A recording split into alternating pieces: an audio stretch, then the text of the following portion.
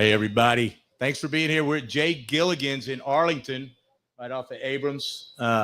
We got a good crowd here tonight. You guys bring it up. Here we go. Yeah, absolutely. And there's a reason we got a good crowd here tonight. We are blessed. We're live streaming, right? Oh, yes, sir. Yeah. All right. So we have a very special guest, Luis Perez, quarterback for the 2023 World freaking Championship Arlington Renegades, brother. So yeah, absolutely. Let's give it up for Luis. Luis has got a great story. Real quick, we want to promote. He's got his book out. I know he's promoting it. XFL did, or UFL did a pretty good job of promoting that during the season, right? But so we're going to talk about his book. He's in town. He's doing some rehab, doing some off-season work, getting ready for the next season coming up. Got a lot of stuff. He's been traveling, having a little fun, spending a little quality family time. But he graciously accepted, we started this podcast November, something like that. I mean, we haven't been doing this long.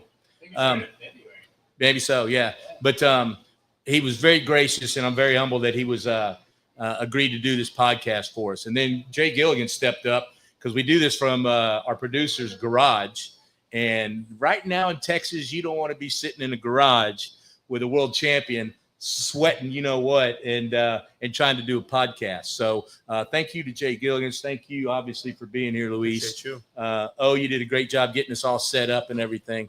But we're just going to talk. We're going to talk book. We're going to talk about 2023. That's where we met. And so we're just going to keep it casual. If you guys have questions, absolutely feel free to let us know on this stuff.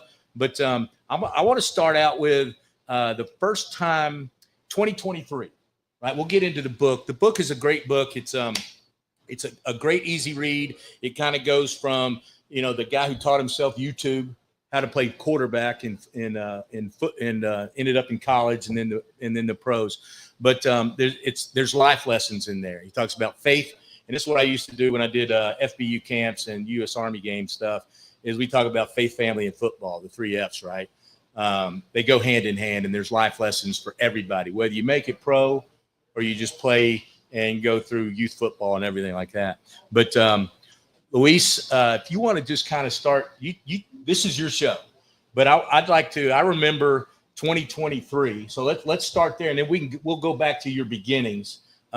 But 2023 was kind of a crazy year, I think, for everybody, because you didn't even start with the world champion Renegades, right? Yeah. So kind of talk about the way they did the draft was kind of crazy too, but where you started and how we ended up meeting for the first time in that Renegade locker room over at Globe Life. Yeah. So originally Renegade locker room. Originally I was allocated to the Vegas Vipers. So Coach Rod Woodson, Coach Rod Woodson, phenomenal coach. Great. Was out there in Vegas, and then ironically got to play you guys opening day. And I had the team. I remember, you sure did. So it was kind of one of those things where I wanted to win that game so badly. I mean, it was the opening day of the XFL.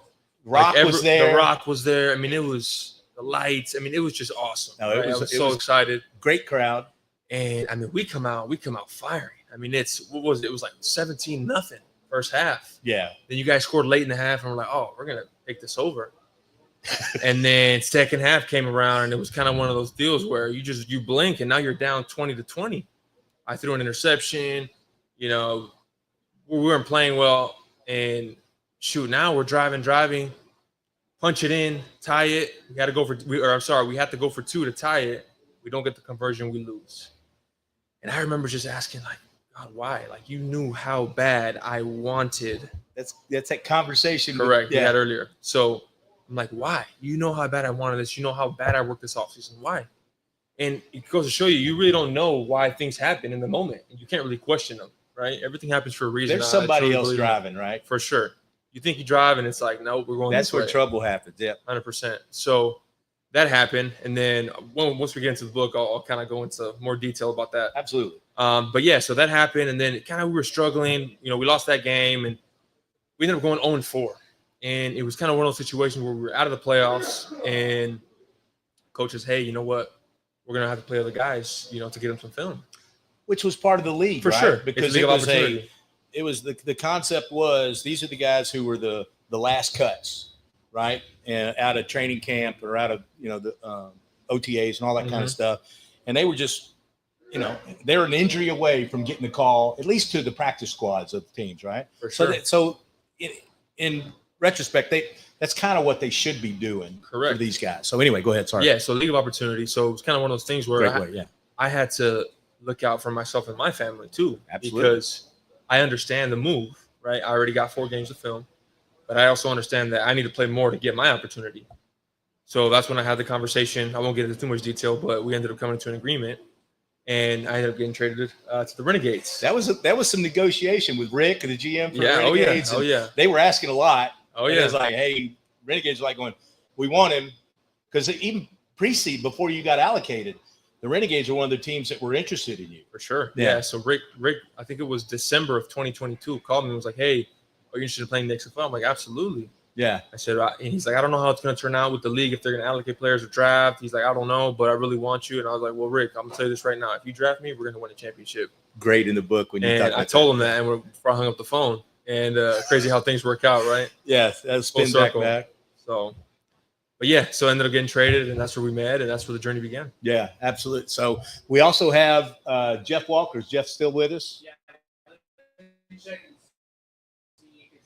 Jeff, you there? Yeah, we're trying to get Jeff in. But so we meet, I think it was like after 4 games, 5th game, you kind of come in. 5th or 6th game, yeah. So we had 2 we had just gotten rid of one of the quarterbacks, correct, right? That made room for you. Mm-hmm. And I can tell you from a locker room where the Renegades were, it was split. Yeah. The quarterback we just let go, and I'm not on the staff anymore, so I can say what I want to say, right? But it was a split locker room. Yeah. There was some, down to the equipment staff, to the training room, there was division. People were locked in with this guy should be playing and Pruitt and all these guys. And it was a mess. I'd be sitting there talking to Matt McMillan, the director of team ops, who was Stoops' right-hand guy and has been from back in the Oklahoma days. And we'd sit there and go, excuse my language, we'd sit there and go, this is a shit show. Yeah. That was the joke, because we'd be sitting on the sideline watching the game. We'd be like going, and it's a shit show. It's like, hey, we get paid the same amount no matter if we end up right at the end of the season or if we go on. That's not actually true. But it was like we were really at the point of let's pack it up, let's go home early and go see our families, and because it's a grind. Oh yeah. Right. There's there's better than anybody, but it ain't like 9 to 5 kind of stuff. It's every week's different. It's there's a whole lot of stuff going on. And then in walks Luis. Right. And I want to say it's like Moses, coming in, boom, boom. But it wasn't. But he came in, and it wasn't long. When we had the ping pong table, I think they just started the ping pong tournament. Yep. Remember that on the board and everything? I do remember that. And but we just lost the other quarterback. And all these guys are gifted. But Luis walks in, and it was night and day. You talk about a guy came in, leading through example, expecting the work, expecting those around him to do as much work as him, and there was work involved, and it was like all of a sudden we started whispering, coaching staff, equipment staff, training staff that was worried about all this other stuff. Now it was like, we got a guy. It was literally like, let's go. And so the first game, was it Orlando? It was Orlando. So we traveled to Orlando. Yep. And you didn't start. I ended up starting that game. You started that game. It was a Seattle game. I did not. The Seattle game, and that's when he got hurt. Yes. And so you came in on Seattle, but you had the full reins in Orlando. Yep. Night and day. And I don't know if you could tell when you walked in what the locker room was like, but I'm telling you, I was there and I was part of it, and I saw it, and I heard the all the stuff happening with the little cliques that develop. And that's what most people don't understand about football and locker rooms is, you talk about a guy that's good in the clubhouse, good in the locker room. That's huge, right? But Chuck Long, the QB, Chuck came into me. Chuck would always come in and grab coffee, coffee, and pray we had donuts. But he'd come in there and goes, "We got our guy." So that had to feel special. I mean, you had to be able to feel how everybody responded to you, right? Yeah. So I kind of came in at the right time. I think timing was perfect. We were 1-3 or 2-2, maybe. I think we were 500. Yeah, maybe 500, maybe a little below. But I don't remember. We're chasing Houston. We're chasing the Guardians. We're chasing Seattle at the time. Yeah. So it wasn't looking good. Yeah. No, I just remember coming in and to answer your question, I didn't really know what was going on. I didn't know the whole detail of I just came in like, hey, I'm just going to be me. I'm just going to work. I'm going to do what I have to do to get prepared if I get the opportunity to play. Right. And it so happened that, injury happens and, you get an opportunity to play. So that's what happened. Luckily, I was prepared and everybody kind of just rallied around me. They saw the work I put in. And that's what helped was I had already played with some of those guys in that locker room. Right. So they kind of knew what I was about and kind of my approach to the game. And, it kind of just brought the whole team's morale up. And it was like, hey, you know what? We really have an opportunity to do it. And, it took everybody. But, yeah, we ended up making that run. It was special. So it was fun. It was really special. I tell you, I that was the only year I was with them. And we talked about this earlier before we came online. And I when they had the merger the year after, they came and they're like, hey, you want to do it again? But with the merger, they had cuts, they had pay cuts, they had all this stuff. So it was like, you're gonna make less money, you're gonna have to do more work. I'm 60 years old. I'm like, I know y'all thinking there's no way you're 60. Yeah, but I was like, you know what? That season was so special. We got the ring. Mm-hmm. We had so much fun, so many memories. That I was like, let's pack it in. Let's go. Now, I wouldn't say I wouldn't go back and do it again.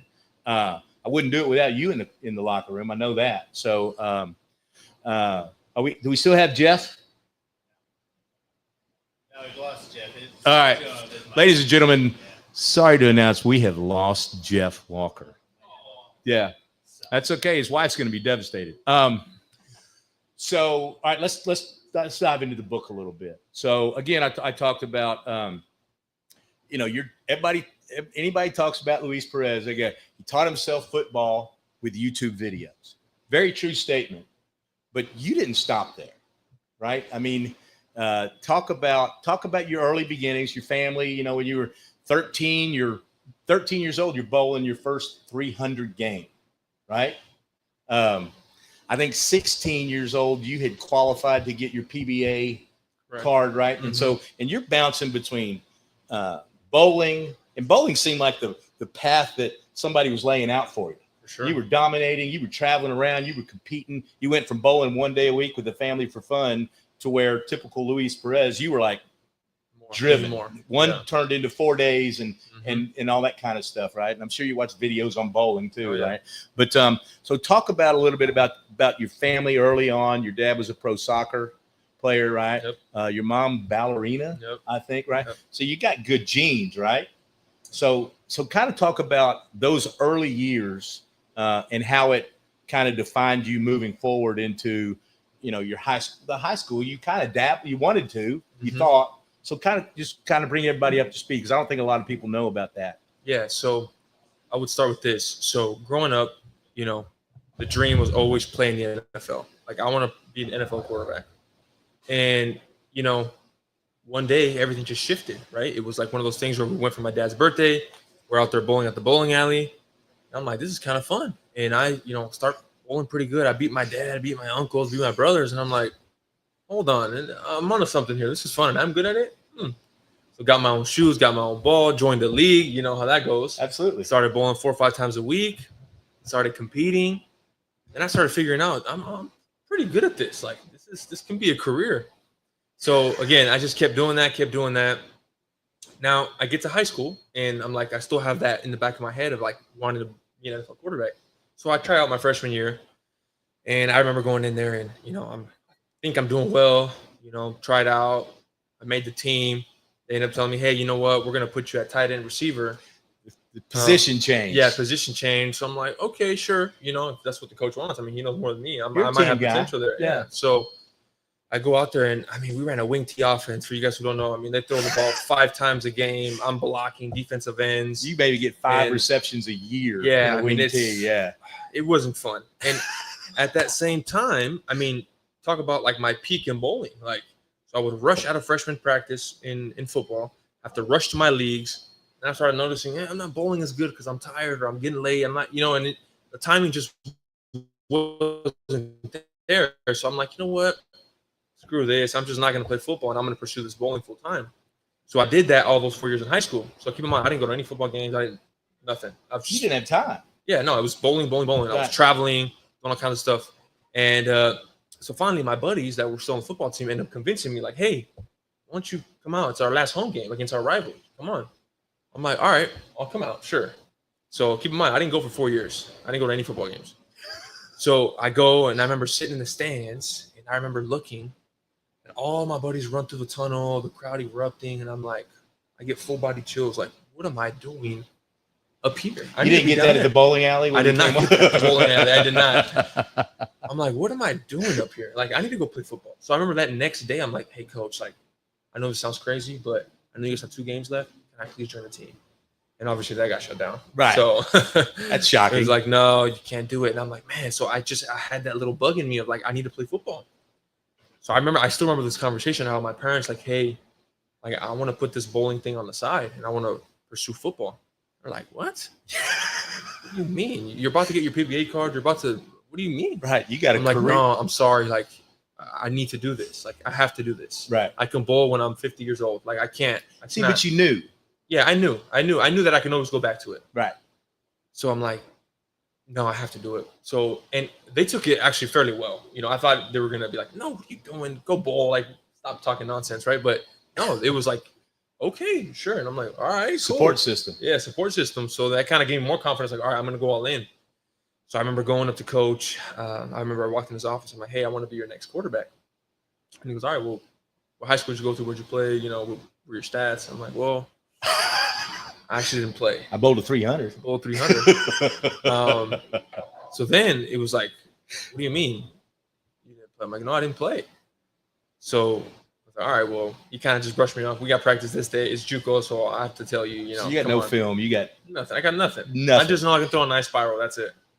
So I get nothing there. Burger. Yeah. That's what you got.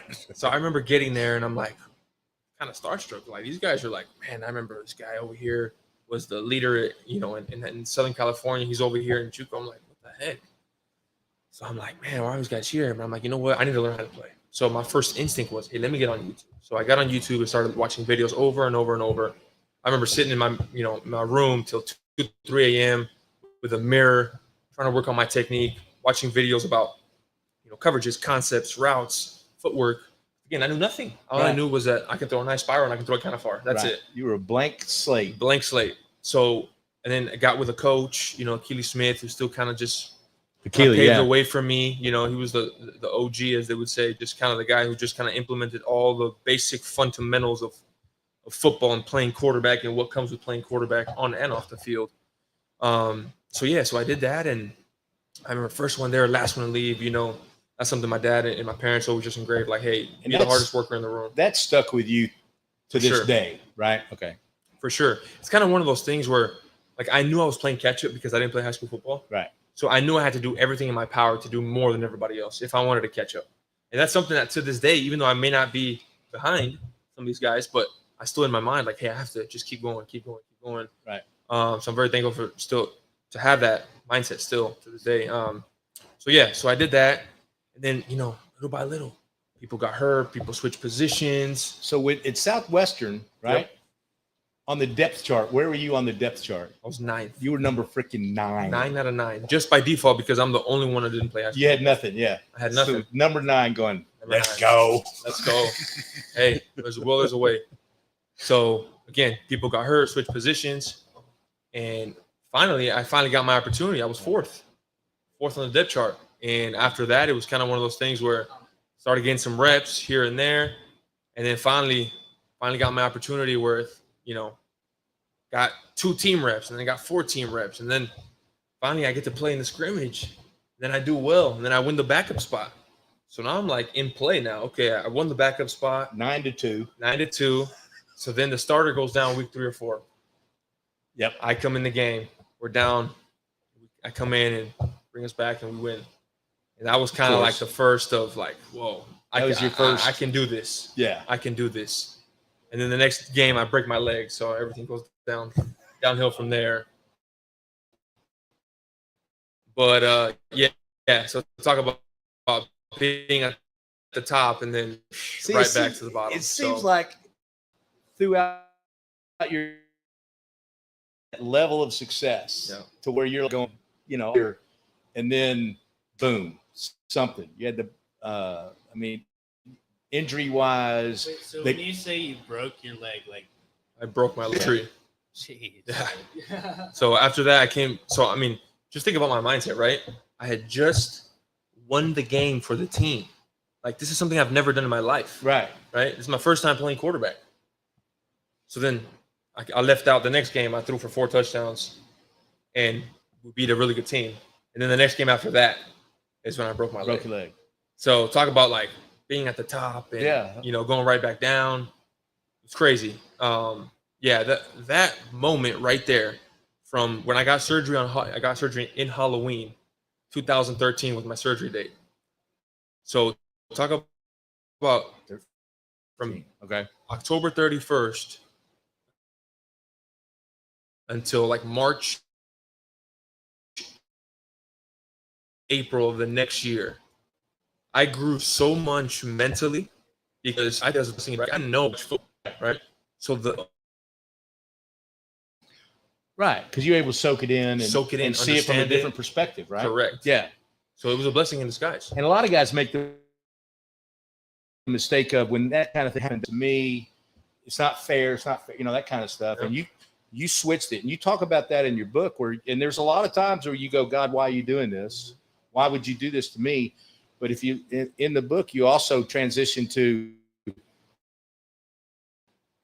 there's a reason it's happening.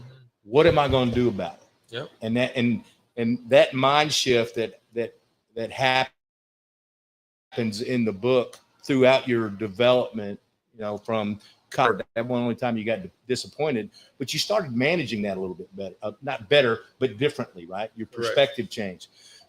So I had a note about early on about, talk to me about your grandma. Your grandma, you guys had where there was times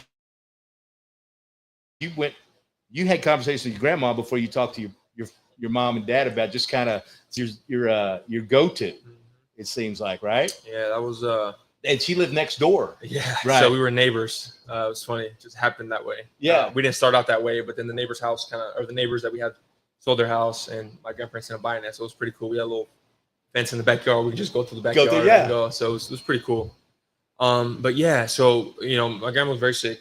Right. She had breast cancer and she was very sick. She still came to games though when she could. Man, yeah. So that game where I started through those 4 touchdowns, I remember still in pregame with a cane, with her oxygen, walking up into the stands. I remember that gave me all the confidence, like, oh, we're about to blow this team Support out. system, faith, family football, baby. For sure. Yeah.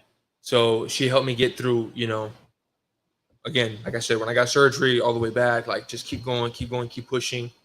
Then I got to start the next year, and she kind of got a little bit better, which was like promising. Right. She went to the games. And then like halfway through the season, she just dipped. She took a hard dip. And it was like boom, boom, boom, boom. And then she ended up passing. Right. Like in the middle of the game, your family left. They left in the middle of the game. It was a championship game. Right. God, so, dude. Yeah, championship game. So that next year I ended up starting that year. Or I'm sorry, I did not end up starting that year. The same thing happened again. The starter got hurt. Right. And I took over again week 4. I never looked back. It was all conference, all that stuff. And then in the championship game, I remember sitting in the stands, and I knew she was sick. Yeah. But again, I didn't know like how bad it was. My parents tried to like not tell me the details. Sure, absolutely. So I just remember them leaving like my wife was like, "Hey, we gotta go," and I'm like, right away, my heart dropped. Like I knew something was off. Because you're so tight with her and your family. Yeah. So luckily, I was able to. I rushed after the game. We won. We celebrated. I said, "Hey guys, I gotta go." Didn't even get to really celebrate. Ran to the hospital, and I got to see her one last time before she passed. Yeah. So that was awesome. I told her we won, and I remember her just smiling. Like I knew she had heard me that we had won. Right. And yeah, she passed. That was tough. Yeah. That was tough. losing family's hard, dude. For sure. Yeah. But again, you were able to go. She stayed around long enough for you to have that moment. You know, God's good, right, bro? For sure. Real quick. So you're still out on the West Coast, right? And things are happening, and somehow you end up out at Commerce, right? Talk about a change from San Diego in that area, and now you're welcome to 110 degrees. Commerce is that's a metropolis, baby. Oh yeah. Right? Oh yeah. They got a McDonald's. They do. That's about it though. But so you end up going there, and so this gets back to where I talked about you're the YouTube guy, whatever, but you didn't just do YouTube. No. Right? So it wasn't before then that you went, or during that time, because it was Colby was your coach. Yep. So you move here in mid-July. Yep. Perfect. Yeah. Perfect time. 110. Right. And I'm sure you got you're dragging your car. You got the U-Haul. Yep. I think your folks came to help doing all that stuff, right? You never sat back and just waited. You didn't just sit back and do YouTube. You went and said, you know what, I want to get better. How am I going to get better? I need to be coached. And so there's a guy who I know as well, not as well as you do, but there's a guy named George Whitfield, QB coach. Yep. Very sought after. I mean, the NFL level guys go with him. And you decided, I need to get time with him. Yeah, if you want to be the best, you got to be with the best. You got to be with it. So kind of just talk, don't spend a lot of time on it, but talk about how did you, you were stalking. Let's go ahead and let's call it what it was. But you're like, I want to go with him. He's great. And you've got several examples of this. But because I remember George, because George was involved with some of our U.S. Army game, those kind of guys, and he would do some camps with us, that kind of a deal. But this is an elite guy. This guy was teaching Cam Newton, Andrew Luck. Breeze. Yeah, you can name the list. Yeah. And so they wouldn't let you know what was going on. You found out where they were, and you just showed up and said, let's go. Yeah, so they were at a private high school called Cathedral Catholic. Cathedral, yeah. And so I knew his assistant, right? So I knew I couldn't get straight to George. I knew I had to get through someone else to get to George, right? So got to his assistant, got to train with his assistant a little bit. But I'm like, ultimately, no disrespect, but I didn't want to train with the assistant. I wanted to train with George Whitfield himself. And I wanted to be around those guys, the Cam Newtons, the Johnnies, the Breed. All these guys, I wanted to be around those guys. So finally, it was kind of like a thing where he stopped returning my calls, and I kept telling him, like, hey, I want to go with George. I want to go with George. And I don't know if he took it as like, you don't want to train with me anymore. I don't know what it was, but he just ghosted me, right? So then I'm like, now what? Right. So through the grapevine, I ended up finding out. It got out. Their location got out. Where are they going to be? Yeah. Where they were going to be. So I'm like, I'm just going to show up. So it's a private high school, so you have to you can't just walk right in. Right. So I remember telling security, "Oh, I'm here with George." Oh, okay, come on in. I'm like, okay, cool. So I walk in, and I'm like, awesome. Oh, they're not on the field. Okay, that's weird. So then I kept walking down, and I see like a bunch of little heads. It was like behind all these trees. So I go down. They were on the baseball field because they were redoing the turf or something.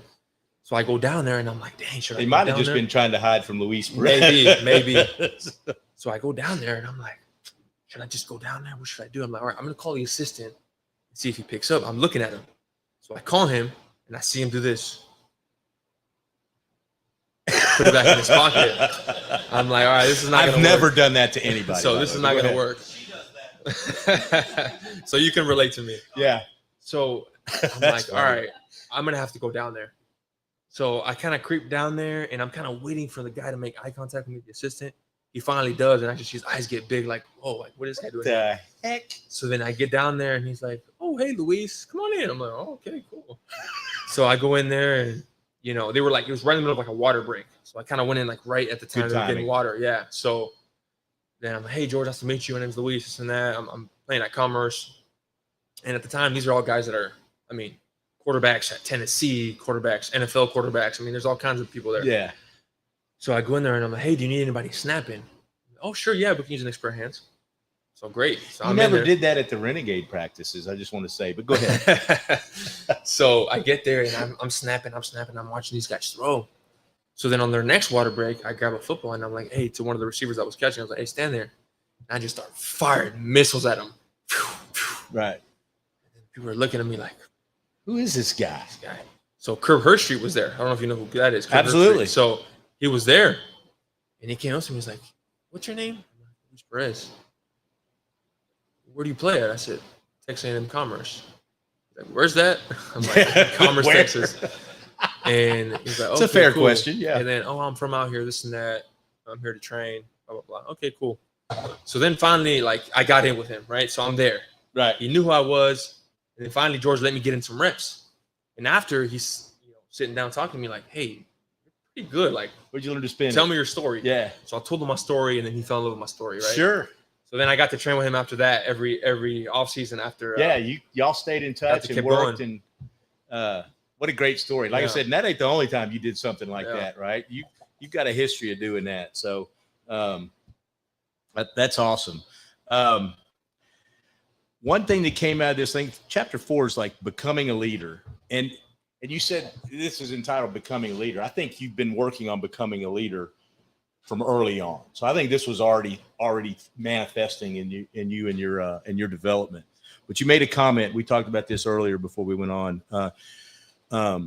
You'd hit the highs, lows. You always had to seem like you always were trying to prove yourself, right? I mean, you got no film in high school. You didn't play, all this kind of stuff. So you were always like the underdog. And whether you created that yourself, I mean, it was if you start out at number 9 on the depth chart, that's a long road, right? Yeah, so the odds are stacked against you, right? But you made a comment and it's in there. And there's a couple things in here I'm going to talk about. We're not going to go through the whole book because I want everybody to read this thing, buy this thing. It's a great read. But you talked about motivation, and you said you were not ever motivated to prove others wrong, right? Rather, you wanted to prove your support staff that believed in you, that they were right. And that's a subtle statement. I was a psych major in college, but that's a subtle statement. That's a perspective shift, right? Mm-hmm. Where you're like coming from the anger side of things, like, hey, you had me number 9. I'm going to prove, that kind of stuff. Where you chose the positive side to go, you know what? I got a strong family. I got a great support system. They've always believed in me. They continue to believe in me. You got grandma, family, sibling, that kind of stuff. But your choice was let's prove them right. I don't know if you can just give us a little bit about that, but to me I wrote it down, so it had to mean something to me. But having known you now and seeing the way you are, that was very telling to me. Yeah. I always try to view things in a positive way, right? Like in every negative situation, you're going to find positive situations, right? Like you got to look. You got to look for it though. Yeah. You have to look for it. And my thing was like all these people that didn't believe in me or didn't think I was good or whatever. Like, again, no disrespect to those guys, but I don't really care about those people. Like, I don't. Right. I care about the people that actually believed in me and put in the time to, hey, I'm going to go from bowling to football. Oh, you know what? Go ahead. I believe in you. Go ahead and do it. Right? Drive me 45 minutes to go see a quarterback coach. All these things that happened throughout my career was all through my support system. Yeah. Right? So why am I going to make it about other people that don't matter versus about the people that matter most? That's awesome. You know what I mean? Like, I want to prove them right. Like, look, all this time you put in, I'm going to prove to you that it was all worth it. Real quick, Drew Brees introduced you to Tom House. So we got local Arlington people here, right? Tom House was the his pitching coach here. And I remember, I think it was back when Nolan Ryan was still here. Nolan Ryan, yeah. You'd see the football out there pre-games and a football being taught. And I remember last year I do security for the Rangers now part-time, right? So you still see some teams come in and you'll see a football. That may be guys just goofing. Yeah. But that was part of their regimen. That was part of the Tom House. And then Tom House left and he became a football quarterback guru guy with technique and all that kind of stuff. So you're hanging with Drew Brees. Yeah. And he's still playing and he's rocking and breaking records left and right, right? And then Tom House. So what was the difference kind of, and again, I think it's probably something different, but you go from Whitfield, now you're Tom House. This, I think, speaks to you like going, I want to learn from this guy. I want to learn from this guy. Sure. And you're going to take bits and pieces from all those guys, right? Yeah, no doubt. So you can always take things from different people, right? So to me, I didn't want to be stuck with one person in one way, right? Because maybe that's not the best thing for me, right? I want to have different tools from different people and see how it Add to the it's toolbox. add to the toolbox. That's all it is. So I wanted to start with Keely Smith, Yeah. George Whitfield, Tom House, and I just want to keep learning from other people, right? And some of the stuff might be repetitive, but I might get 2 or 3 things from Tom Get a House I nugget didn't here get and from there. George. You know what I mean? Yeah. So I think that's what really helped me develop my game was the urgency to continue to learn and add to my toolbox. Couple of quick notes. You end up the trainer, Todd Durkin, right? So Todd made a couple of comments in here, but you made a comment around that same time in the Becoming a Leader. You talked about how it was important. So if you like throwing routes on air or stuff like that, everybody, that's fun stuff, right? There's interaction, there's camaraderie, you develop that stuff. So that's fun. And if you're good at it, it's even more fun. But you talk about it's important to work hard at something you don't like. And you specifically immediately listed the weight room. 100%. But that's where you need to apply the effort in, right? Mm-hmm. Because it's important a part. You got weights, you got diet, you got rest, and so it's easy to go out there, grab a football and start spinning them. Easy. Right? Because you enjoy doing that and you're good at it. But the weight room sucks. Yeah. But that comment really stuck with me because you're like going, it's easy to do the stuff you like. You want to be successful. And that's a life lesson. That's not a football lesson, right? So how bad did you hate the weight room? It was one of those things that, not that I hated it, I just didn't really see the benefit. Oh, okay. At the time, right. I didn't really see the benefit. I'm like, why am I going to spend time in weights when if you trying to go on Google and look up Tom Brady without a shirt, you're like, what? It's like I didn't really correlate. I didn't correlate those two things as like that being a real deciding factor of being. Right. You're not looking to get good. chiseled. You're not trying to be Paul Bull. You're trying to be Luis Perez world champion. Yeah. So again, at that specific time, that's kind of how I felt. Was like, I don't need. I'd rather study more film and do more routes on there and do things that I happen to like, but I also felt like were more beneficial. There was value there. There was more value there. So yeah, that was just a 21-year-old talking there. But you know what? So you say that, but I wrote it down, so obviously it stuck with me. Yeah. And so that to me, that's perspective. That's maturing, right? And understanding that the value is. And I like the fact you focus on. Man, it's easy to go work on stuff, because I hate doing cardio. But I need to do cardio just because it helps me, right? I love the weight room. I work out every 5 days, 6 days a week, and I know everybody can tell. Another comment there was somebody asked you, were you nervous? Some of your championship games, are you nervous? You're nervous, and you're like, no, because I'm prepared, right? Yeah. Nerves come from lack of preparation, and you've got that mystery of, oh, am I ready? Am I ready? And you told your teammates, nah, I'm ready. Let's go. Right. It's and I say let's go a lot, but you said right at that time that nerves come from being unprepared. 100%. What a great statement, right? Where did that come from? It was kind of one of those things where I never really felt nervous. And then I started to unpack why. Why do people get nervous? Yeah. Why are you nervous? Yeah. Why are you nervous? Right. Do you not know your route tree? Do you not know the play calls? Do you not know the signals? Exactly right. Yeah. So it got to the point where, like, I try to ask myself, like, why? Why do people get nervous? Right. And, some people have different, whether it's playing in front of their parents or whatever. It's my first time seeing my parents play or my parents seeing me play, whatever the case may be. But I try to exit everything that's external. Yeah. And focus on everything that's internal and everything that matters in that moment. So, like, for me, knowing my call sheet, knowing where to go with the football on every play, and be me. That's it. You can't do anything else besides that. So now, if you don't know your call sheet, if you didn't have a good week of practice because you didn't study all week, all these different things add up. Now you're like, oh man, like now I'm kind of nervous because I don't know how I'm going to play. Right. But it's kind of one of those things. If you stick with your consistent plan and your preparation and you believe in it, why be nervous? Now, let me say this. There's a difference between being excited and nervous. Yeah. Like, to me, I would get excited. Like, I don't like night games. because when I wake up, I want to play. Too much wait time. Too much wait time. Yeah. Right. So like I like to get up and play. Right. So I've had to kind of like Learn. unwind and understand like, okay, I'm going to go to bed. I'm going to wake up, but it's not going to be time to get ready to go. Right. You know? So, but that to me, that's not nerves. That's like excitement. Like I want to already go put on a show. I want to go all this work that our team has put in throughout the week. You're prepared. I'm prepared. I want to go show it already. Right. You know, it's just a different mind shift. Yep. So yeah. That makes sense. And a lot of players, a lot of coaches struggle with that too. Yeah. You know, the Thursday night games, the Sunday night games. We played night games, you know, with Renegades too. You know, it was, and it's a different mindset. You know, you do have that idle time beforehand, and they'll try to put meetings in at the hotel and all that kind of stuff, and run the buses later over to the stadium and everything. But you're right. That's a long day. That people that say it's one of the toughest things with the Super Bowl, right? Is it doesn't start until late, and then they got the extra time at halftime. It's just you're ready to go. You prepared your whole life for that moment. That's interesting. Okay, so you win the Harlan Trophy. Harlan Trophy is the Heisman for D2 football, right? Yeah.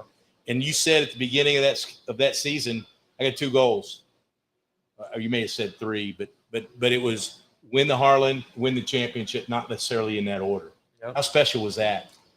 That was a very cool moment. That had to be huge, dude. That's the Heisman.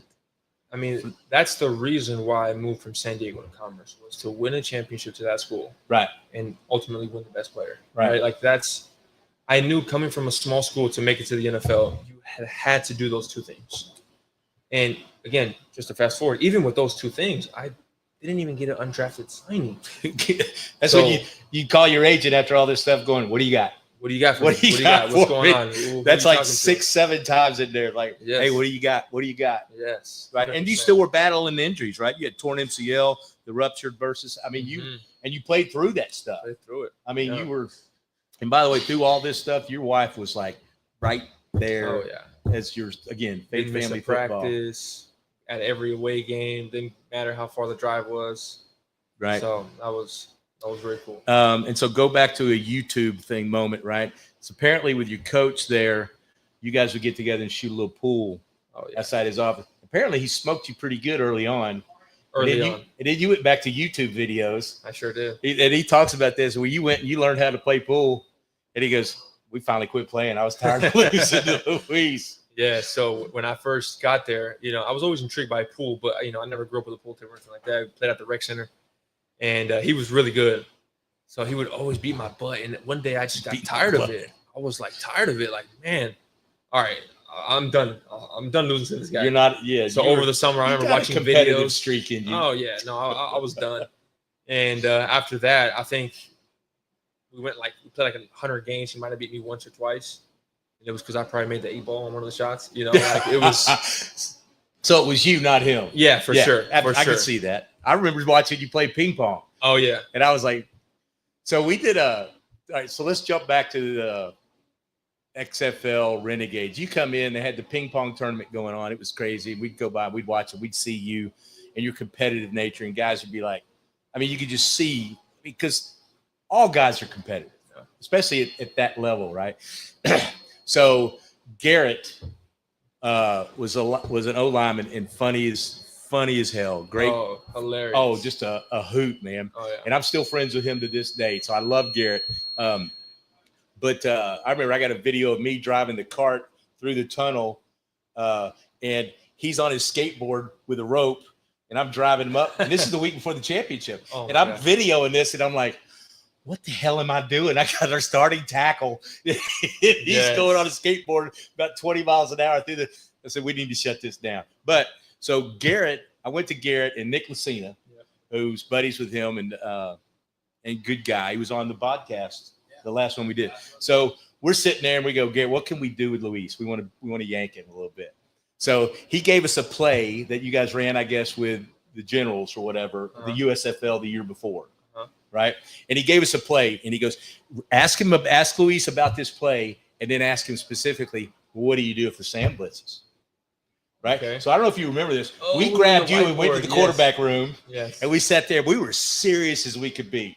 And we're like, hey, you know, and you were a couple. I think it was after Orlando. Yeah. So we were comfortable with you. We'd been around you enough, and Yeah. we got to, so we sit there and we get there and we ask you about this play, and man, you're on the whiteboard and you're like Xing and Oing and drawing this thing out. And then I do the old, yeah, but what do you do if the sand blitzes? Great question, Bull. And you're like erasing shit. You're going, dude, we were stuck in there for 30 minutes.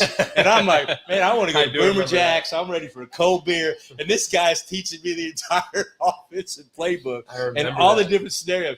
And so I don't know if but it was a goof, but it was so impressive. I remember walking out of that thing. Me and Nick, I think we probably went to Boomers. You probably served us way too much alcohol. But I remember sitting there and we looked at each other going, this is the guy.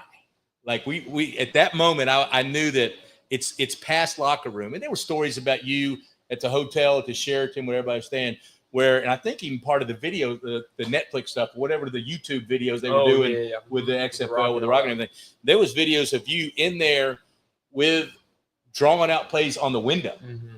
And so, I mean, people, if you don't know it, the whole receiving corps, the backs, everybody bought in. They were showing up, and you were running and installing offense and reads and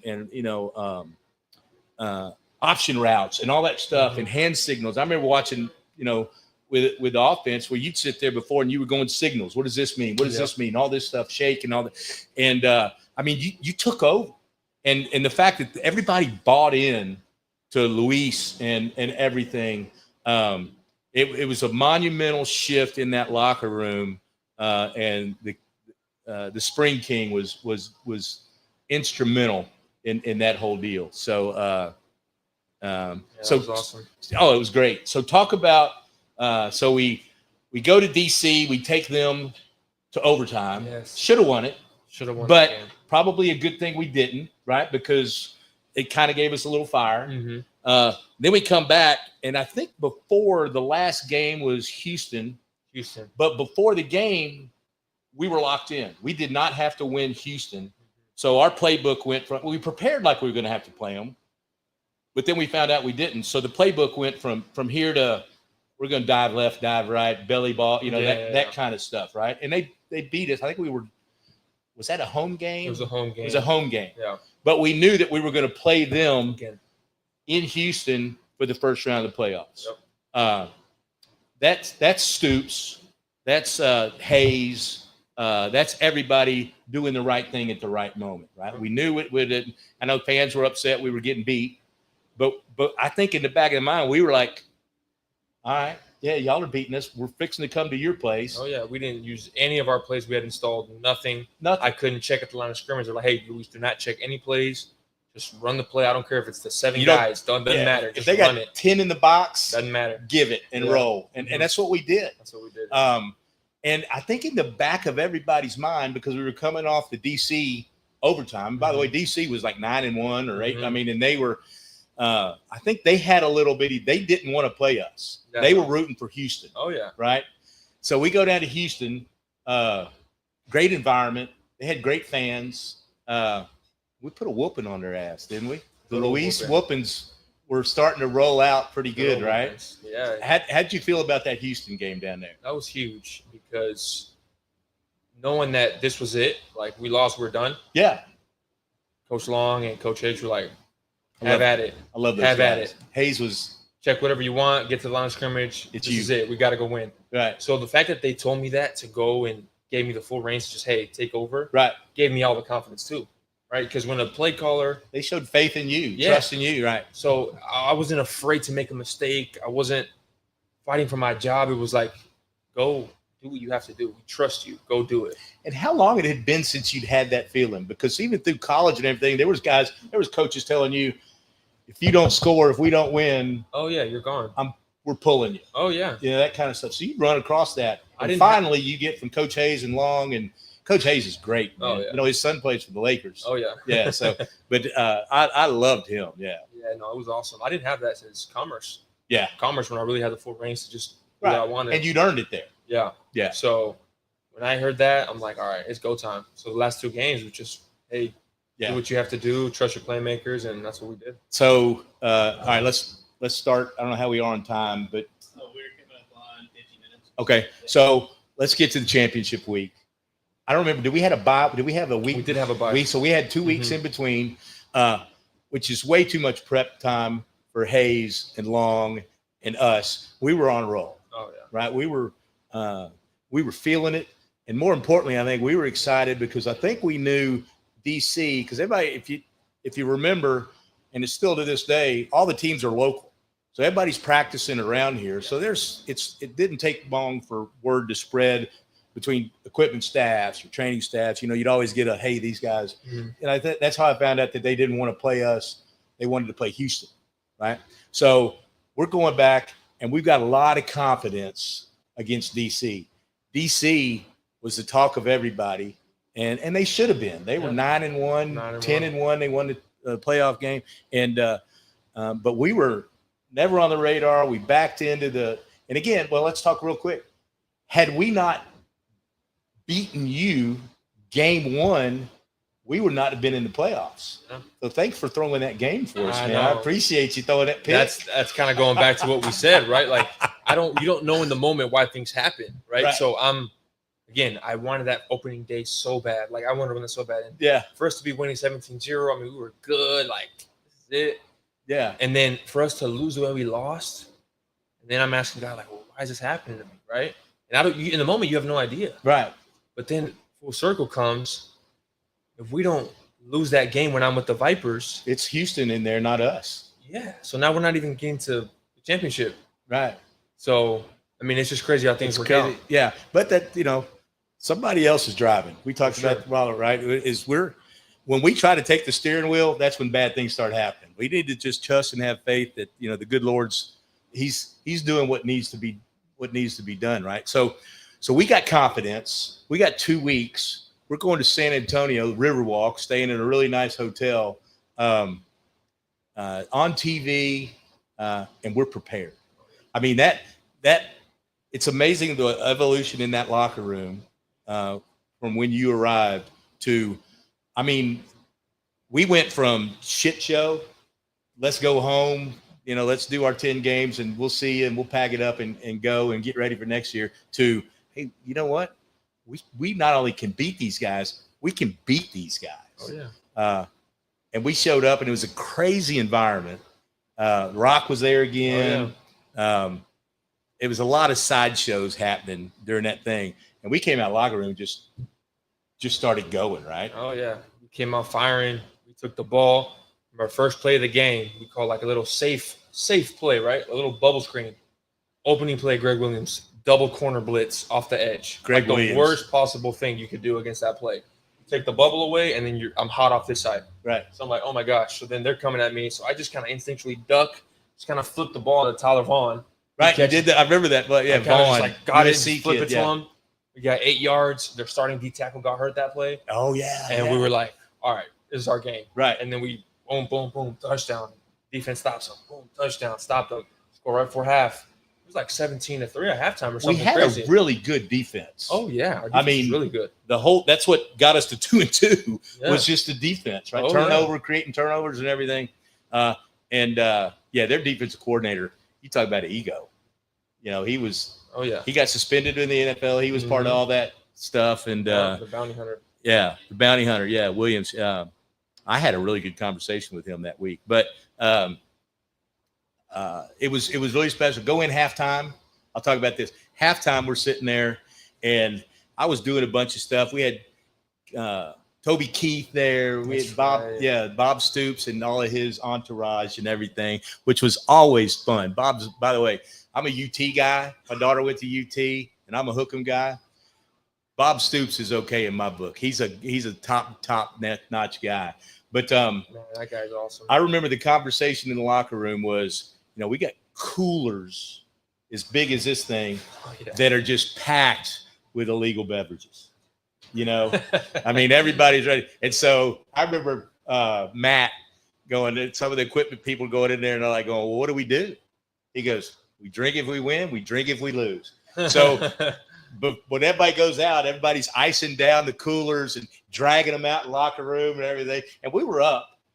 But and there's a video. I tried to find it. I couldn't find it.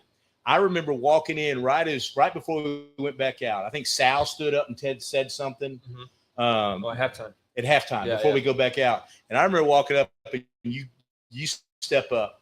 And the only thing I remember, and I watched the video afterwards, it was on YouTube videos with the Rock and their promotion and everything. But I remember you sitting there and yelling, and you're like doing, I mean, it was, I mean, I'm getting goosebumps thinking about it. Boom, boom. And you said something about, and we're going to be, if we got there finished, we're going to be the world freaking champions. Yeah. And I sat there and I looked at Nick and I go, we really gonna be the world champions, or are we gonna be the XFL champions? He said, quarterback said world champions. So that's whenever I talk now, I always say we were the world champions because QB1 said so. Let's go. But man, that place erupted. Everybody ran out, and the thumping continued. That was over. Yeah, right. We just kept scoring.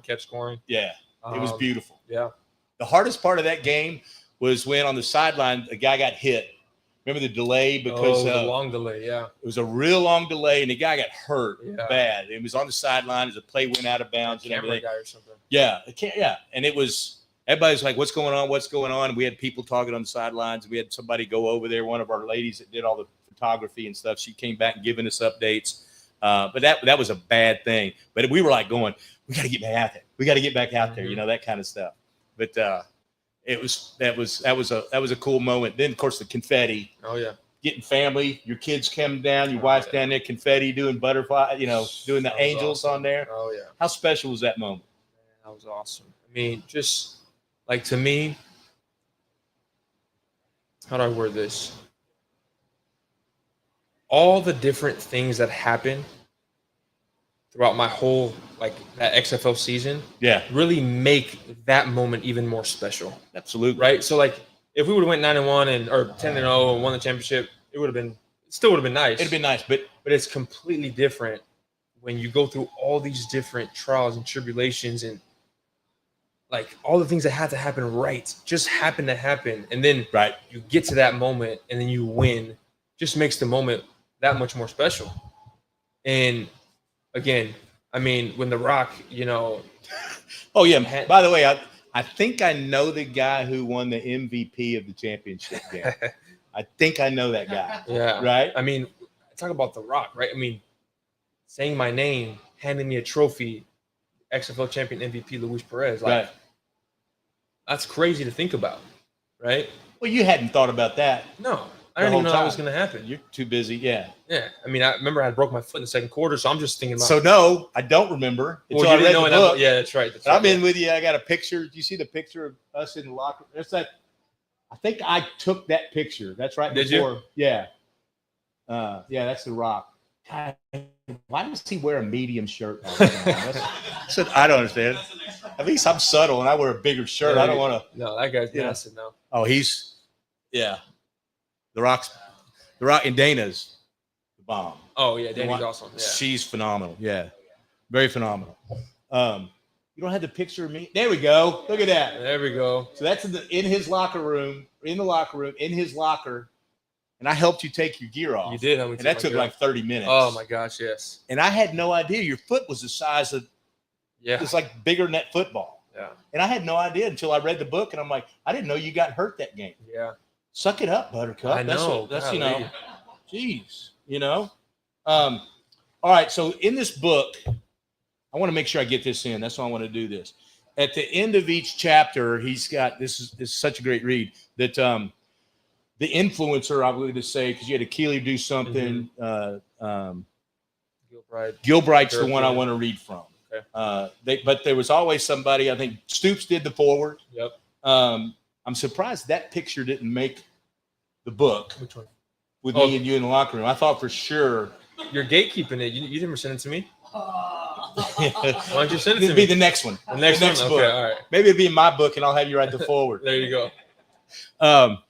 But, man, what a great season. I'm telling you guys how blessed we were, right? That was awesome. Yeah. So Kevin Gilbright, NFL coach. Right, was your guy. Yeah. And so at the end of each chapter, he's got these guys will write something about him or about the experiences you guys had to get. And they're all freaking amazing, but they're all pretty consistent in talking about you. right? So there was one little piece here, I think it's page 118, where you came in. Is this at the Guardians? Guardians 2020. Yep. Yeah, 2020. So you come in, and I'll just read this because this kind of is a snapshot. This is Kevin Gilbride talking. He goes, after the fourth game, I told the team we were going to vote for captains.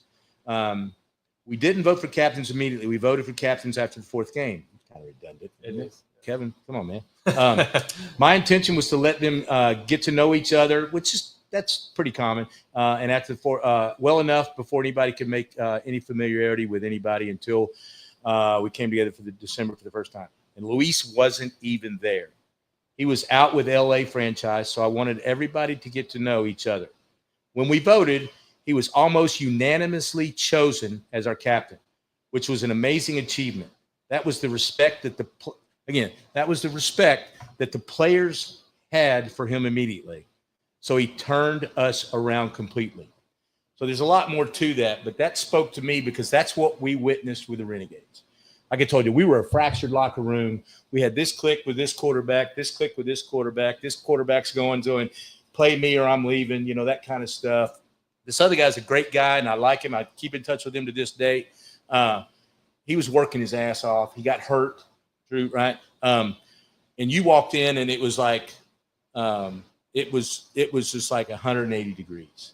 And so when NFL coach says something like that, I knew it wasn't the first time you had that reaction and that kind of an effect in a locker room. And again, I say to this day, I coached high school football. I didn't no other, before the Renegades, and people really don't have any idea the importance of that locker room and the cohesion that has to be going on 100%. for this kind of story to happen, right? Yeah. You're a special dude, Luis. Ditto. You made a real exciting year for me and everybody. Nick said to tell you hi. Oh, Nick, that's my guy. Yeah, Nick's he's with the Vikings right now. Oh, is he? Yeah, he's doing the video with the Vikings right now. What? I Yeah, didn't know that. Yeah, Good for he was here. I think it was with the Roughnecks. Yeah, last year. This last year. Yeah. But we hung out a little bit. He did the podcast with him. But he's awesome. up there rocking and rolling with Minnesota. That's awesome. I got to reach out to him. I didn't know. Yeah, dude. I asked him the other day. I reached out and said, "How's McCarthy looking?" Oh yeah. Yeah. Yeah. And he's like, "I can't tell you." Oh, okay. All right. I'm like, okay, I can tell your dad played for multiple years, 11, 12 years in the NFL. So, but anyway, we can get the book Amazon. Yep. And probably through the XF or the UFL website. Are they still? It was up. I don't know if it's still up. Okay, I know you can get it on Amazon. I got it on Amazon. Amazon's better, so you can leave a review once you read it. Well, I'm going to have some comments, especially about the lack of a picture and any Paul Bull comments. But we'll get that on the second book. We haven't talked about, and it's up to you if you want to. Like I said, we didn't want to. There's a whole lot more in the book we didn't cover. But man, you've got great stories to talk about stalking, getting prepped for your pro day. You went to like 4 different locations. Mm-hmm. Again, get a nugget here, learn this there, learn that there. You've had those continued type of reach the mountain, thought you were on the squad, and then, 100%. They'll bring in a veteran or something like that. I don't know if you want to talk to any of that, of that aspect, or we can save it for our next podcast that we have Luis on. We can talk about the pro day stuff and everything. I'll touch on one thing. Yeah. You talked about the highs and the lows, right? And sure. So again, I did everything I could at my level, right? I won the Harlan Hill and I won a national championship, right? There was nothing else I could physically do, right? So after that, I'm thinking, hey, I'm probably going to get drafted, right? All the talk is, hey, I'm going to get drafted, this, that. Yeah, so you got feedback saying so. Yeah. Like, hey, you're a 5th to 7th round guy. You did everything you could, this and that. I'm like, all right, great. So, again, I go to different places to train and try to network with all these different people, hire an agent, Joe Flacco's agent. So I'm like, all right, this is going to be good. So I remember the draft comes around and, we're watching the draft. And I knew I wasn't going to go day 1 or day 2. Right, but you were still with your family, excited for sure. Yeah, your expectations were realistic. For sure. Day 3, that's when the 5th and 7th round guys get drafted. That was kind of where I was. So I remember, it was the start of the third day and it was 5th round. And I remember like Chris Mortensen Yes. putting a tweet. Rest in peace, Chris Mortensen, man. That comes back later. Yeah. Yeah. So he puts out a tweet mid-draft. Hey, Mel Kiper thinks Luis Perez might be the next quarterback taken. Right. And I mean, when the tweet goes on the TV, you're like, oh my gosh. Here we go. This is really happening. Like, I'm about to get drafted. Like, This is crazy. So, I have my phone on loud. It's just sitting right there. I'm just waiting, And 5th round goes by. I'm like, all right, 6th round. 6th round goes by. 7th round goes by. I don't hear anything. So I'm like, how did it go from Mel Kiper thinking I'm the next quarterback drafted to not even getting drafted? So then, okay, I don't get drafted, whatever. So I'm like, all right, at least I'm going to get an undrafted free agent deal, right? Somebody bring you in, yeah. Somebody bring me in. So then I call my agent, and he's like, what do you got for me? What do you got for me? Like, what's going on? What's the deal? And he tells me, I got nothing. What do you mean you have nothing? I need a new agent. Yeah, like, what do you mean you have nothing? Like, what's going on? And then finally, like, nothing happened. Right. He's like, hey. Crickets. So I remember that day. I mean, I had a draft party and everything. Like, I'm thinking I'm going to at least know where I'm going. And I remember just, like, walking out and just taking a long walk. I walked for like 5 or 6 miles. I mean, I just walked. And I'm just thinking about, like, is this really it? Like, right. Is my career over? Like, am I done playing? And like, everything. Where's my bowling balls? Yeah, like, let me go get a bowling coach. So I'm just like, man, what is going on? So then I start thinking, like, this is probably it. Like, I'm not, hey, maybe that's understandable. Do I go to Canada again? There's no leagues at this time, right? There's no. This is before UFL. spring. This is before any spring ball, right? So it was either NFL or CFL. But I didn't really want to go to Canada. It was a new game. At that time, I did research on Canada, and it was like, guys, quarterbacks don't normally make the jump from. There's Canada. no progression from there There's no progression, right? The only really progression is like receivers or other skill positions, but not quarterback. So I really didn't want to go over there. So I'm like, man, what's going on? So then, like, a week goes by. What do you got for me? And then, no, I don't even call him. Oh, really? I get a random call from a LA number. So I pick it up. He goes, hey, Luis, Steve Kazar with the LA Rams. I'm like, Steve, what's going on? So Steve was at the Texas A&M Pro Day when I was throwing with Johnny Manziel. Yeah, you worked your way because Commerce. I did Commerce first. Yep. So you went in there with Manziel. That's a great story too. Yeah. So then I went to throw next to Manziel. So I'm throwing next to Manziel, and at first I'm like, man, this sucks. Like, he's gonna take my spotlight. Right. He's gonna take your shine. But ultimately ended up working out because everyone came up to me after and was like, hey, what the heck? Like, right. So anyway, so Steve had came up to me and was like, hey, I really like you. I'm not, he wasn't like the GM or anything. He was just like a scout. Scout, yeah. But he really liked me.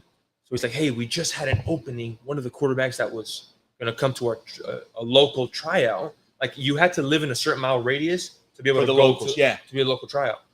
So he's like, hey, one of the guys dropped out. He got signed somewhere else. Make it. It's in 2 days. I'm like, heck yeah. So I remember like telling everybody, hey, pack my bags. I remember driving up. No, actually, no, they flew me out there. And I remember sitting there like, okay, there's no way I'm leaving here without a contract. Like, there's no way. This is the only chance I'm going to get. Keep in mind, I was already dwelling the whole week. Like, I'm not going to get a shot. So I knew, like, this was going to be tough. So I go out there and I just start slinging it. And finally, like, I don't know if I'm going to get signed or anything. I don't know if they're going to sign any of us. And Les Snead calls me in. Hey, you really impressed us.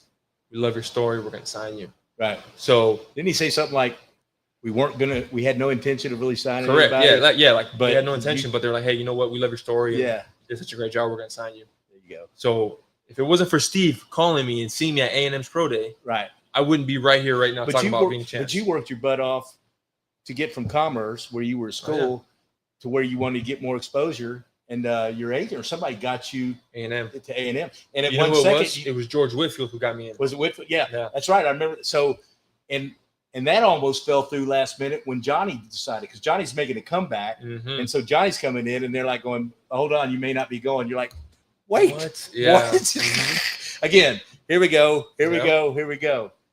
Wow. So crazy. And now here we are, right? Right. So crazy. One phone call.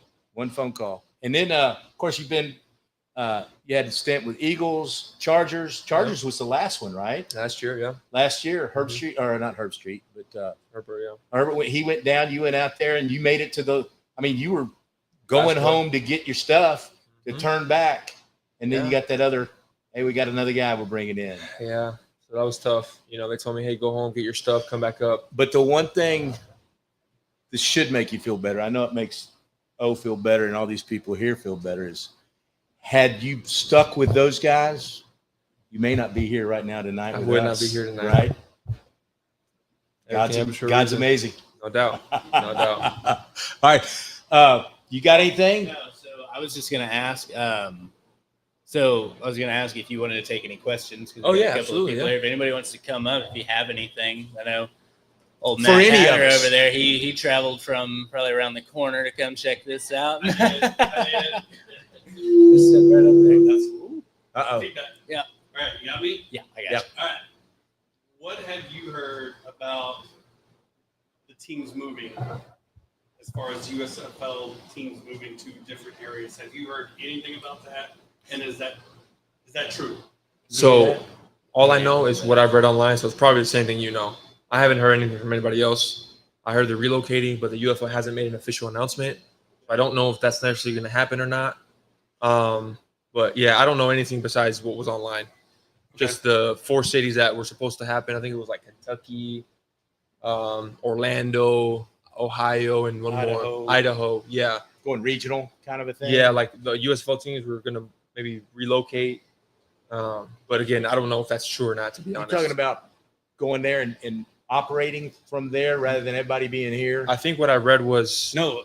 Like, What I've heard changing is names. moving the teams to those, relocating the teams. That's what I mean. And so Yeah. they would physically be there rather than being here Oh, locally. I and don't know everybody- about that. no, just the name. Just the names. Oh, the name. And the stadium would be over like Yeah. Okay. yeah. I did hear that there's expansion. They're talking about adding a couple of teams, Yeah. 2 or 4 teams or something like that. Not this season, but the next season. That's what I heard too. That's what I heard. But that, I mean, it'll be a, hey, here's what we're going to do, and then Okay. go, I think. Yeah. Okay. This next one is a 2-parter. Okay. How much pull do you have to get someone on the team? Not much. Not as much as you would think. Hey, I'm good for one series. One series? What position do you want to be? What do And you want? how Whatever. and how hard is it to get Brandon Arconato back on the Oh team? my Ah, God. Brandon. My God. I was just Because waiting. he's my about boy. Dixie's? That's And my we guy. talked about that. Yes. Well, he was So- signed in camp last year. I don't know if you saw that. Yeah, Yeah. 3 days. Yeah. 3 days. He's we a talked to great him. guy, Yeah, man. What he a was great there. locker room. Yeah. I know. He's awesome. He's Awesome. phenomenal. He needs to be back. I I think know. he's got a lot of positive energy. For sure. No, on I've the Great team. locker room guy. Great player. He's Yeah. awesome. Yeah. And Yeah, I know like I said, you work out with him beforehand, so No, we want him he's back. tops. Oh, me too. Good. I We'll let want him back know. too. Yeah, For absolutely. sure. All right, cool. He'd be a Thank good you. guest, actually. Oh, he would be. He lives lives out here. Is he? Yeah, he lives out here. He lives in Irving. He lives in Irving. Yeah. Wow. Oh, we'll get him on. There you go. There's a lot here now. See, That's what I'm talking I got to about. get a producer to start getting these things booked, man. Anybody else? You can ask anybody a question. Again? No, we're good. Good. Dude. I think so. There was one thing that I did want to ask is you have this in the forward, or so somewhere at the beginning of the book, it's a QR code that Mhm. has your mindset of success here. And I was wondering if you could just kind of run us through just a quick overview of what Oh, that is yeah. and what that means for you, you know? Yeah, so I'll touch on it a little bit. So early in my career, right, it's like how to deal with adversity, right? Like how to overcome it. Yep. So how to overcome it. At first it was like, hey, all right, the adversity happened, right? And then there's an emotional aspect of it, right? Where it's like you kind of get down on yourself and you kind of ask, why me? Why is this happening, right? Yeah. And then you get stuck in that phase for a long time before you actually take action on it, right? So again, early in my career, that's what it was. It was, okay, adversity, emotion for months and months. And again, the longer you're in that stage, it soaks you in. Yeah. It's like a sinkhole. It's so hard to get out the longer you're in it. And later in my career, I kind of turned it to just a 2-part thing where it was just like, hey, okay, what's the adversity? Okay, I'm going to skip the emotional part. I'm just going to go straight to fixing it. What am I going to do about it? What am I going to do about it? Yeah. Right? And that's in there. Yeah. Yeah. So those are kind of some of the things that really helped me overcome all these different things that just kept happening. Gotcha. you can see that maturity throughout the book. Yeah. When you're talking, from when you're a kid, bowling, football, what am I going to do? And then you go to high school, you can see the way you develop. And you're that driven guy. I mean, you've got that discipline, you've got that, and it shows early, and it still shows to this date. So, and that's a great aspect. That's a Rocky line, right? It's not, you're going to get knocked down. How quick do you get up? How quickly you're going to get up and then keep getting up. All right, so I got one question for my dad. Oh, go ahead. Right? So my dad, we're watching the games, right? Because they love the fact that I was involved and all that stuff, and I give them updates. And of course, they love seeing me on TV and all that kind of good stuff, right? So my dad loves the fact that, I don't know if you do it, and I know it's a process of the game where you come up there and you're like, gotta go. Yeah. So are you aware of that? Yeah. When you're doing it, because you break out, the play comes in late, whatever, and everybody doesn't. Well, you should know by now, but quarterback's got to know not just what he's doing. He's got to know where this guy's supposed to be lined up. They're supposed to be lined up. They got enough people on the line, not too many people in the backfield. Motion if it's happening. Then you got the read. You got to call protections. All the you coordinate with the O line. There's 5,000 things happening, right? And when you break out of the huddle and you got 6 seconds to snap, gotta go is first off. So my dad, every time I bring your name up, we were talking about tonight, he's like, gotta go. Yeah. And I'm like, I'll tell him. And so my mom said, hey, tell him we want to create a Renegade t-shirt. And we do it to raise money for a charity. Yeah. But have it with Renegades and everything. Gotta go. Oh, that's awesome. I told my mom, I said, I think it's a brilliant idea. And if you do it for charity, it'd be the right thing to that'd do. be cool. Yeah. But I was like, I'll talk to Luis about it. But yeah, my dad wanted to go. He goes, why are you always in such a rush? Always in a rush. What people don't know is that our play clock is shorter than the NFL. Right. So our play calls are the same length, though. Right. I mean, they're long play calls. So, I mean, talk about if Coach Long's a little late, or if the headsets are kind of buffering, I make them repeat it or whatever. Right. It's like you gotta go right now. Just or call else, something. Yeah. And that's one thing else in the book. You talked about the play calls at Southwestern Mm-hmm. or whatever, and it was like 4 words, 3 words. It's like blue sky, right? Yeah, that's it. On 2. And then you talked about how, and this is where Drew Brees and all those guys and how to become a professional. You had to learn, and everybody's seen the John Gruden stuff where he's talking about all these zip fly route, all this kind of stuff. But that's a challenge. You talk about how your wife helped you memorize the plays and do that stuff and what's supposed to be. So you went from 3-4 words to 15 words with options in them. So then you got to get to the line of scrimmage. Look at what the defense is. Look at where you think the defense is going to be. And then you got option routes, right? So this guy's where's the leverage on the safety? Where's this kind of stuff? I mean, there's so much crap. I remember in high school, people would complain about corners getting beat. And I'm like, you don't know if the corner got beat or if the safety didn't roll over. Correct. I mean, so you can't yell at this poor kid. I mean, it might have been his fault, but you don't know. You're a dad and a mom up there coaching from the stands. Yeah. Just shut the heck up and go get a hot dog. So, but there's so much that happens. You're the best at it, dude. I've been around guys, and it's more important to me to have you as a friend than it is a guy who was our quarterback and everything like that. And I just continue. I want to have you back on because I know you got a whole much more to talk about. Oh yeah. But let's keep this going. It was a pleasure having you on. Oh brother. yeah, appreciate you. Absolutely. Bull and Walker, baby. Bull and Walker. Appreciate you guys. Bull and Walker live from GIligan's in the. By the way, the Renegades were the first world championship team in Arlington. Did you remember we got it? Because then it was the Rangers after. We got it. Rangers. The Rangers came in a few months after. But Cowboys ain't done it. Boom, We're still waiting on them, right? We're waiting on them. Right? Right, Maybe they should give you a call. There you go. You know what? I'm gonna write that down. I'm gonna make a couple phone calls. Make some phone calls, Bull. Go talk to call Jerry Jones. Jerry. I mean, this shit happen. You never know what you don't know until you start working the angles, right? There you go. I know. I learned that from Luis. There you go. All right. What else we got? Oh, we good? That's it, buddy. Let's get them out of here. All right. Hey, thanks everybody. We appreciate you guys coming out. We thanks for GIlgan. We're going to be doing this again. And again, thank you so very much. I appreciate it, buddy. Thanks for having me on. All right, let's go. Bye, guys. Yeah.